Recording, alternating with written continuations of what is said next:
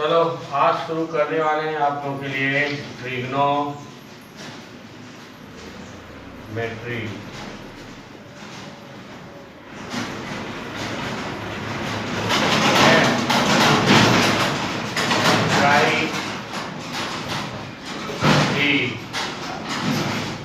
दोनों side मेट्री measurement. Trigonometry जो शब्द है वो कैसा शब्द है? ग्रीक वर्ड है।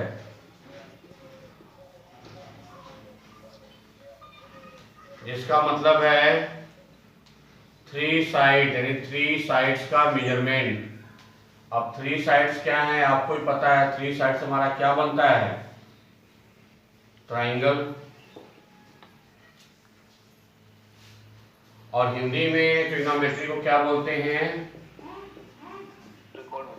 हाँ, त्रिकोण मिति। थ्री कोण एंगल मिति measurement.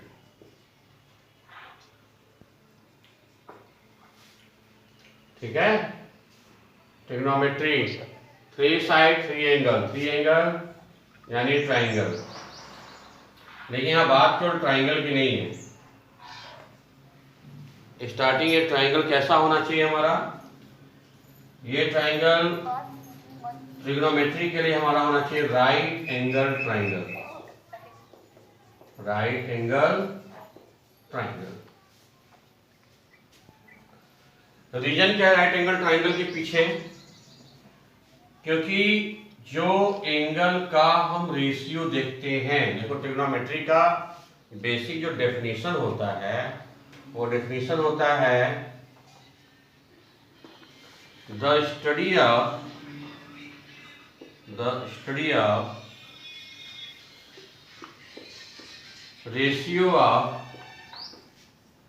ratios of sides of a right angle triangle।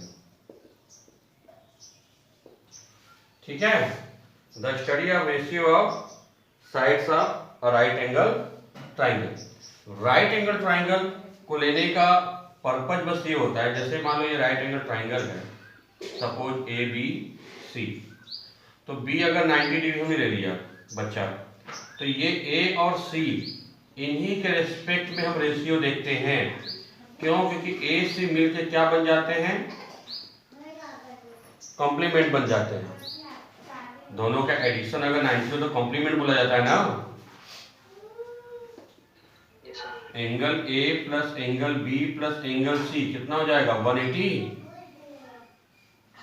अब angle A plus angle B 90 है, angle C is equal to 180।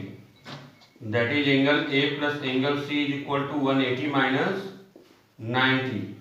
तो angle A plus angle C हमारे क्या हो गए? 90। तो इन्हीं जो कॉम्प्लीमेंट एंगल्स हैं ए और सी, इन्हीं दोनों के रिस्पेक्ट में हम साइड्स के रेशियो का स्टडी करते हैं ट्रिग्नोमेट्री में।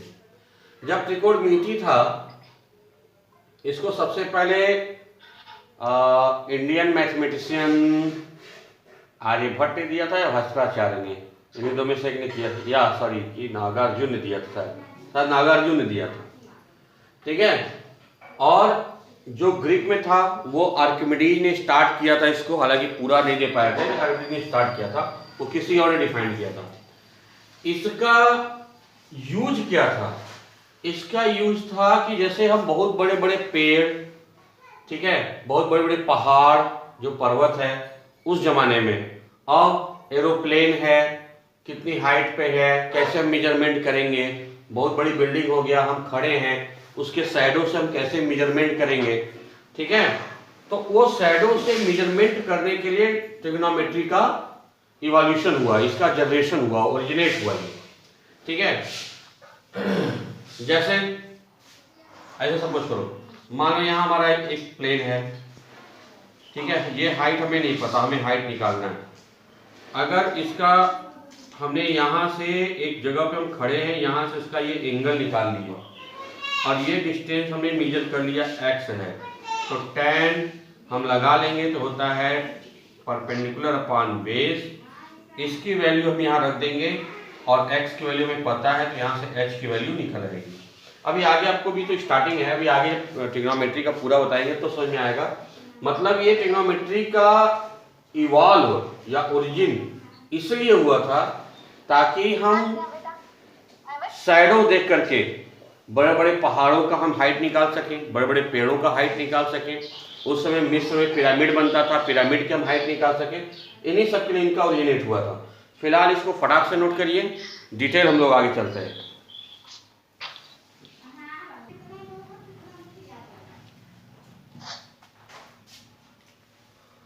अब trigonometric ratios, trigonometric ratios, T ratios, ठीक है डियर। एक राइट एंगल ट्राइंगल है ABC, ठीक है। दो एक्यूट एंगल हैं A और C। परपेंडिकुलर AB, अगर C के रेस्पेक्ट में देखेंगे तो परपेंडिकुलर AB है, C के रेस्पेक्ट देखेंगे तो BC हमारा बेस है और AC हमारा क्या है, हाइपोटेनियस है। अगर A के रेस्पेक्ट में देखते हैं तो ये परपेंडिकुलर होता है, ये बेस होता है, ये हाइपोटेनियस होता है। दिमाग में रखना बच्चा हमेशा, एंगल के हिसाब से होता है परपेंडिकुलर और बेस। एंगल बेस, बेस मतलब जो आधार हो, लेटा हो, परपेंडिकुलर जो खड़ा हो। तो C के रिस्पेक्ट में P खड़ा है, B लेटा है और हाइपोटेनियस जो खड़े और लेटे को जोड़े, ठीक है। तो अब रेशियोज में साइड के रेशियो मतलब कुछ रिलेशंस हैं ट्रिग्नोमेट्री के। वो रिलेशंस क्या क्या है, जैसे पहला होता है साइन C, हम C को लेके चल रहे हैं। Sine C perpendicular upon hypotenuse. Cosine C base upon hypotenuse. हम पूरा नाम लिख रहे हैं, sine, cosine, tangent C perpendicular upon base. Short form में इसको कहते हैं sine C, cos C, tan C। तीन इनके उल्टे होते हैं, cosecant,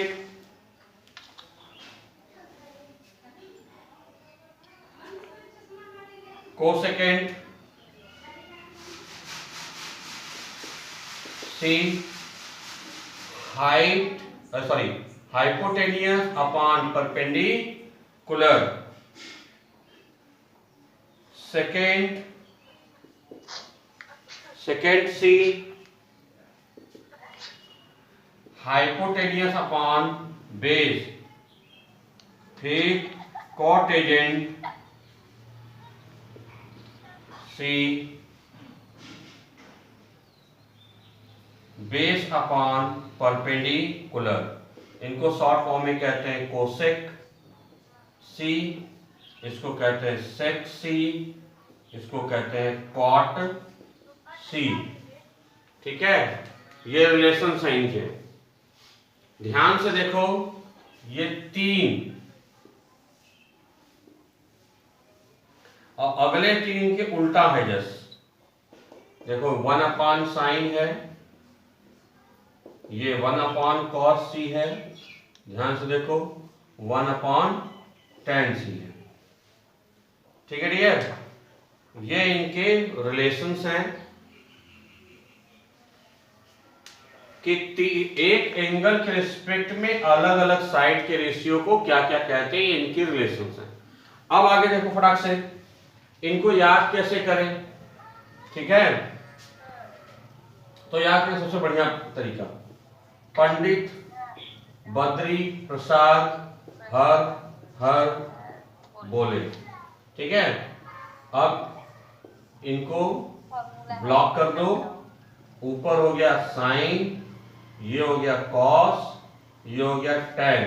sign perpendicular upon hypotenuse, cos base upon hypotenuse, tan perpendicular upon base.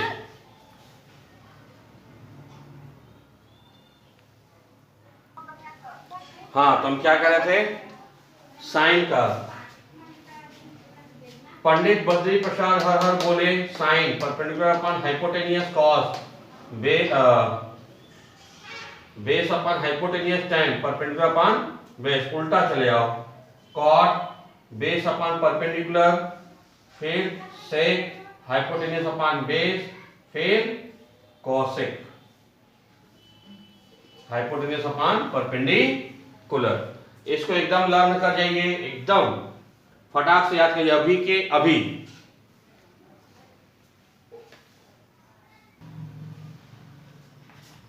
अब सम बेसिक्स ये देखो, सम बेसिक्स ऑफ ट्रिग्नोमेट्री। देखो साइन सी हो चाहे ए हो,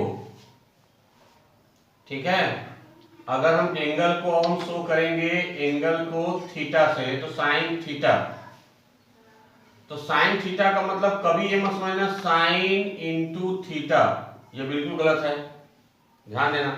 साइन थीटा अपना एक यूनिक वैल्यू है। साइन बता रहा है रेशियो किसका, थीटा का।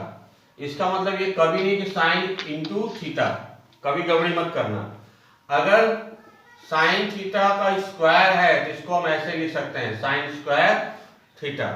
अगर कॉस थीटा का होल क्यूब है तो इसको कैसे लिख सकते हैं, कॉस क्यूब थीटा। इसी तरह tan थीटा का अगर टू पावर 4 है तो हम tan to power 4 into theta लिख सकते हैं। दोनों सब ये चीजें सेम है। अगर हम एंगल चेंज करते हैं, ठीक है, एंगल चेंज करते हैं, जैसे ये हमारा राइट एंगल ट्राइंगल है ए बी सी। अगर यहाँ पे हमने साइन सी हमारा आ रहा है A B by A C, formula से ये perpendicular upon hypotenuse. Cos C अगर आ रहा है base upon hypotenuse B C upon A C. tan C हमारा आ रहा है A B upon B C, ठीक है। अगर हम एंगल चेंज कर देते हैं, अगर हम एंगल ए ले लेते हैं यानी साइन ए ले लेते हैं, तो साइन ए के लिए परपेंडिकुलर है बी सी और बेस है ए बी, तो ये हो जाएगा बी सी अपॉन ए सी। केवल हाइपोटेनियस चेंज नहीं होता एंगल के साथ। कॉस ए हो जाएगा, कॉस ए के लिए अब आपका बेस हो गया ए बी बाई ए सी, और tan ए हो गया आपका B C upon A B. ये बात तो ध्यान देना, जिस एंगल को बोलेगा उसी एंगल के रिस्पेक्ट में हम देखेंगे परपेंडिकुलर, उसी एंगल के रिस्पेक्ट में क्या देखेंगे, बेस देखेंगे। हाइपोटेनियस बस चेंज नहीं होता किसी एंगल में, ठीक है। और अगर हम ट्राइंगल्स की अगर हम साइड बढ़ा दें, सपोज हमारा ऐसे है, अब इसको बढ़ाते जाओ, आप इसको बढ़ाते जाओ, ठीक है। ऐसे कई ट्राइंगल बना लो, राइट ट्राइंगल, ठीक है। चलो ये ए बी सी है, डी ई है, एफ जी है, ठीक है। अगर हम साइन सी ले रहे हैं, साइन सी, तो साइन सी अगर छोटे वाले ट्राइंगल से लें तो ए बी अपॉन क्या हो जाएगा, ए बी अपॉन ए सी, ठीक है बेटा, ए बी अपॉन ए सी। अब ध्यान दो, अगर ये सब 90 डिग्री है तो अभी हम लोग पढ़े हैं इसके पहले ट्राइंगल पढ़े हैं सिमिलरिटी में अगर ये पैरेलल है, भाई 90 मतलब पैरेलल है, लाइन पैरेलल है, तो थेल्स थ्योरम से सभी ट्राइंगल एक दूसरे के क्या हैं, सिमिलर हैं।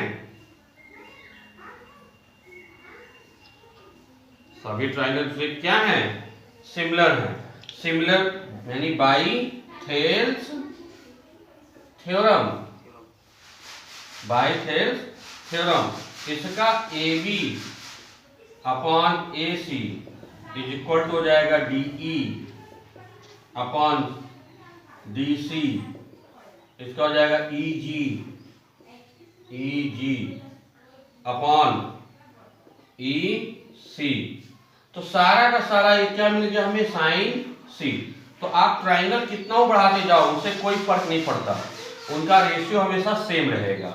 इसी तरह अगर कॉस की बात करो, अगर कॉस की बात करो, कॉस C की, तो कॉस C के लिए क्या हो जाएगा, BC upon AC, BC upon AC।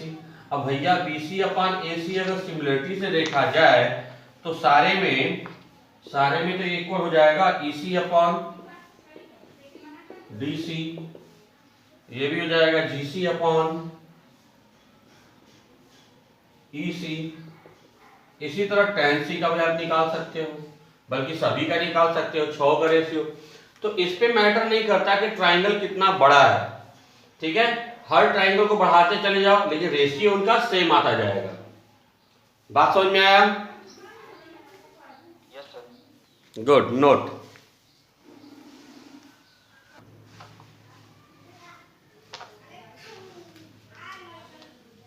Square relation, square relation prove करने को होता है 10th में, हालांकि आगे चलने पे आपको अपने से निकालना रहेगा।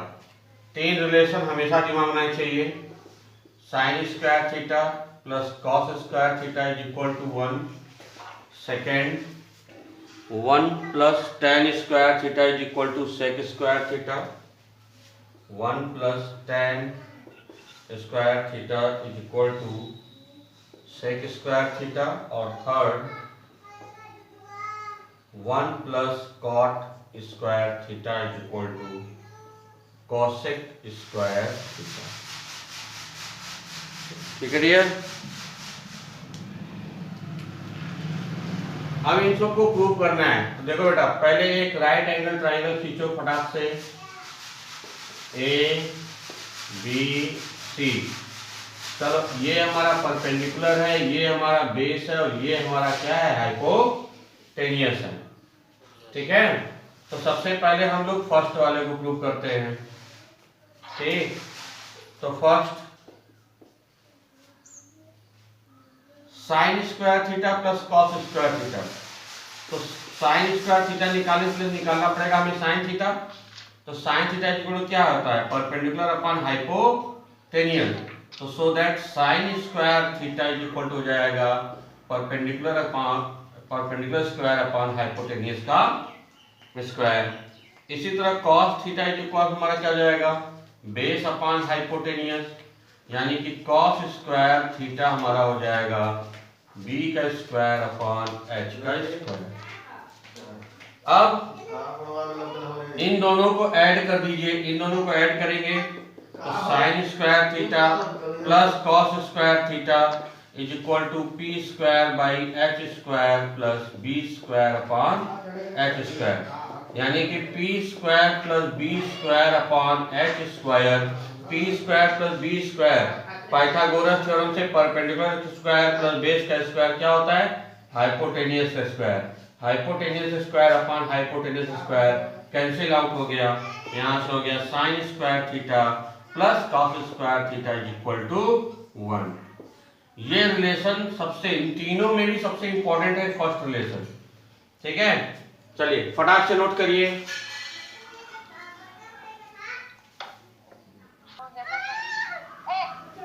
चलो आवाज बंद करिए। सेकंड प्रूव करते हैं फटाक से।